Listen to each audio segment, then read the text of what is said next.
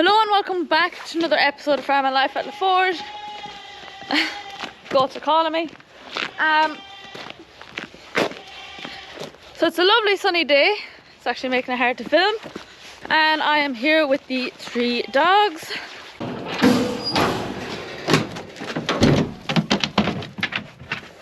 Oh, I need to lift you, don't I? You ready? 1, 2, 3, go! Oh.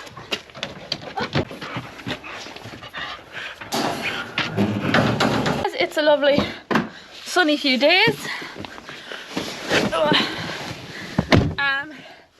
as it's a lovely sunny few days now, still cold. We're getting about 11 degrees today, but it's supposed to go back down again. So Dad is up muck spreading and I have to go up. So he brings up, so Dad is up muck spreading on the AH730 and now I have to go up and pick up Mam. So he went off in the AH730. Mam's gone off in the Manitou, and then we'll be leaving him up there for the day because it's the other side of the road. And yeah, so I have to pick her up. And then when he's done, we'll have to go back and pick up the Manitou after. So that's just how it's done. Now I better get out here and reverse this off camera. Okay. Yeah, so I'm heading up now to pick up Mam. I will do some drone footage, so I have the drone with me. I'll get some drone footage. Also, we have the H210 in the workshop, so Dad will explain all about that. So doing the radiator, so he's servicing it, and also I believe there's a problem with the radiator, so yeah, so he'll be showing how he gets that out and what's wrong with it.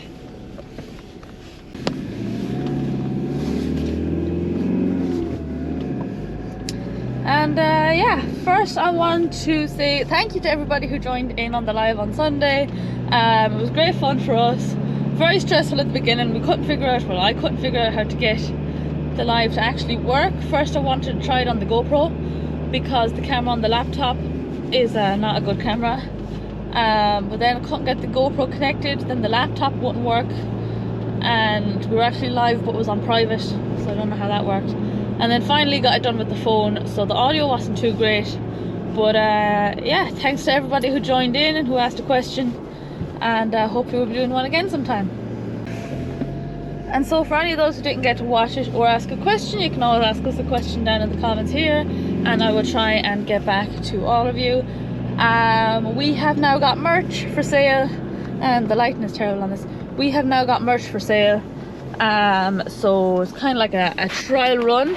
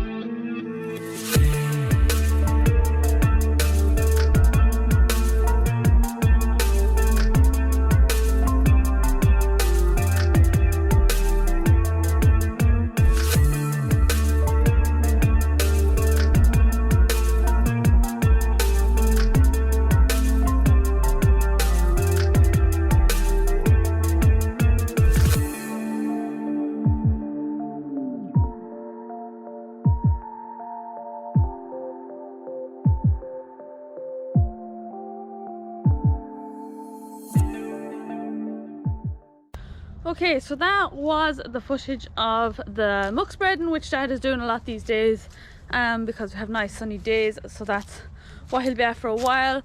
Now we will show you the H210, and also in today's video we will probably go around and show you some of the French gates. So gates over here are a little bit different, and it's actually quite interesting to see. They're a great idea, so we'll show you them as well. So I'm here at the H210. I have the bonnet off and just get a few jobs done now. There's a gasket gone here on the manifold, making a small bit of noise, and I've been topping it up with water every now and again, and I found the leak there today. I pressurized the radiator. I don't know if you can see the bottom of the radiator there has come away, so take out the radiator now and solder it. Hopefully I'm able to solder it myself, but if not, I'll go ahead I'll send it off. So I'll try to get that out now. It's a very cold day. I don't know whether I'll take the loader off or not yet. So yeah, and there's the fan belt broke on the air conditioning there as well, so I have to put that on it. So here I am, have my Manitou there. I'm still going back here at the radiator for the 82. Now it's fairly heavy to lift out on your own, so I have this winch I got a while ago. It's a little 12-volt winch. It says it lifts 2 ton, but I don't know. And it's just a remote control here. So when I'm on my own, I can just park, hang the Manitou. There are extensions on the forks for the Manitou for picking up long yokes or reaching out. They don't big serious weight now, but they're okay.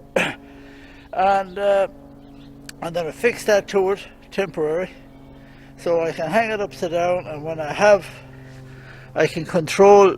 It's okay if you have 2 drivers, but you could break something. The Manitou is very strong, so if I just have the winch that I can head up and down like a little crane, it'll do the business, and that's all. So I'll try that out. The winch wasn't that dear. I think it was only €80 or something. I have it a while, and it'd be just handy for that. I actually got it for another job, but it'll do this now as well. Okay, so I have my winch up here on the paddle forks. So I'm lifting out the radiator, and it's very tricky. Well, if you had 2 lads that lift it out, or I probably would lift it up myself, but it's just that there's a lot of things to lift, and it's so long you'll be out of reach. So I'm able to control it here with my button. So now I only have it wired up temporary. I have to get heavier or longer wire.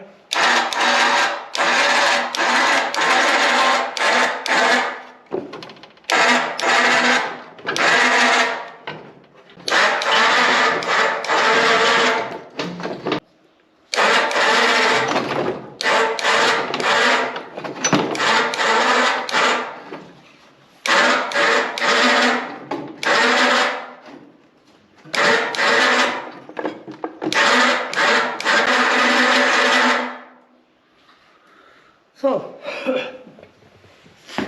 that makes it very easy. All I have to do now is back. I have to get longer wires, as I said there earlier, and either I'll have it that's attached to the Manitou, the wiring, or this time I have it attached to the 82. But if you were to lift that up with the Manitou, unless you had someone really good and they were here, well, you could lose fingers or damage the radiator. So very handy. I have one other job for it as well, and for another lifting job, so I'll probably show you that again. But it worked well for that, and I can head up from here, and I can control everything, especially when you're on your own. It's very handy. Back here at the radiator, It's just cracked along the bottom here, has come away from the seam. I have it soldered, not an expert at soldering, but I'm going to test it now in a few minutes and see is it okay. I priced a new radiator and it's €900 and some of the crowds don't even have them. So there's only a small leak in it, it's not worth putting it into it. So I'll check it out well before I put it back in, and if it's not 100%, I'll have to send it off to a guy that repairs radiators. But he's 2 hours away or more, so that's and you have to leave it there for 3 days. So that's 5 hours there, be nearly 10 hours to get the radiator up there and back. So that's why I said I'd try this. So hopefully now, and have the exhaust manifold off, and I have to change all the oil in the front axles. So our little winch worked a dream. It's better than having 5 lads with you, and you don't break it. Now the radiator is not that heavy, but you have to lift it over a cage. So you're trying to lift it and guide things. If you had 2 people to be okay, but you'd have to have one that's standing up on the diesel tank or something. So this is a lot handier, and now you could have it hanging over a rafter or anything, but I just have it hanging out the Manitou because I could be anywhere at Anton, even out in the field, that will take the pressure off.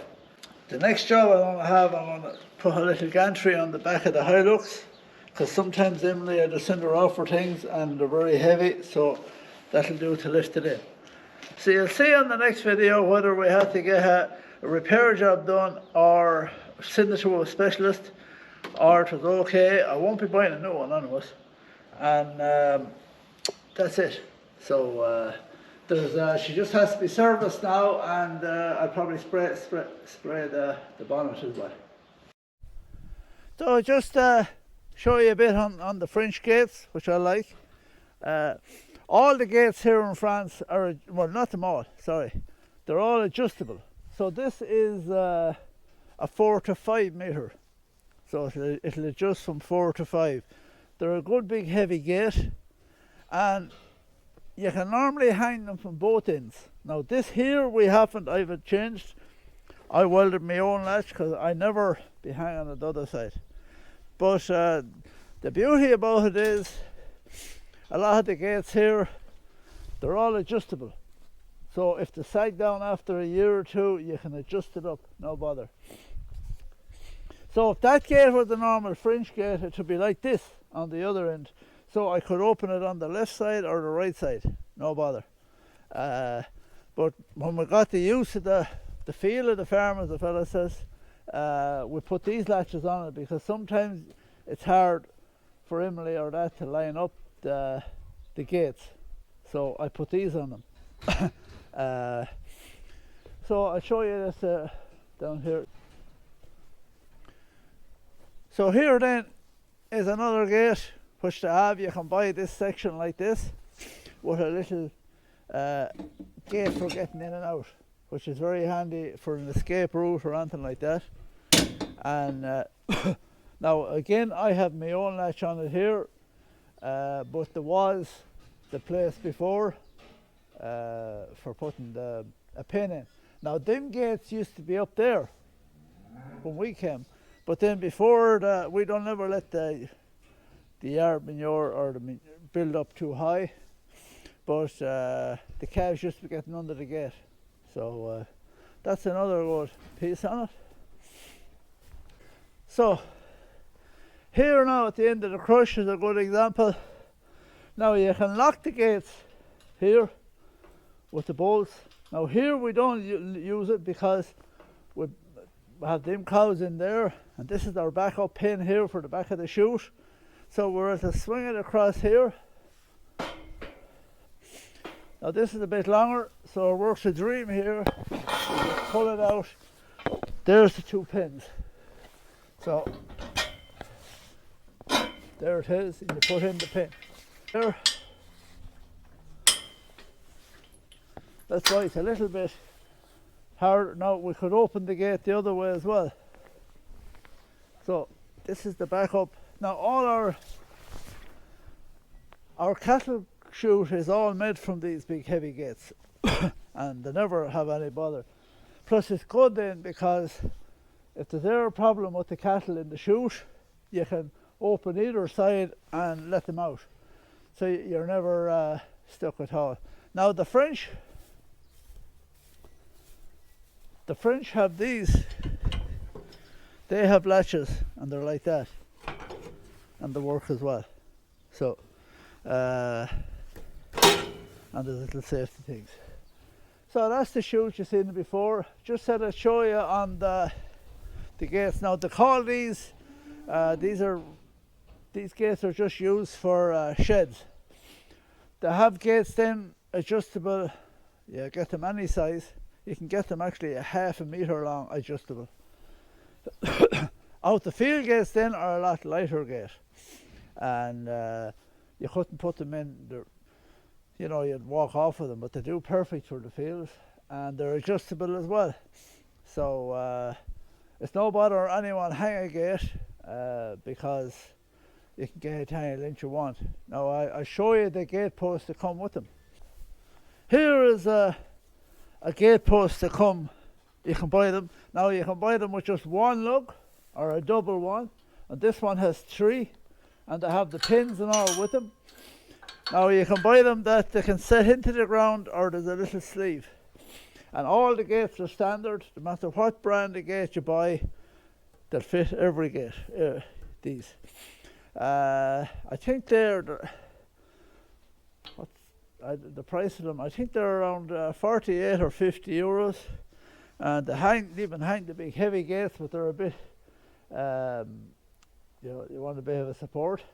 So no, they work real well. There's lots of other gates as well. There's even like that feeding barrier there now. That's all adjustable. No, see, it's just here. So if you buy all the barriers, they just fit in. If it's a 4 to 5, even up to 7 meters. I think it's very handy.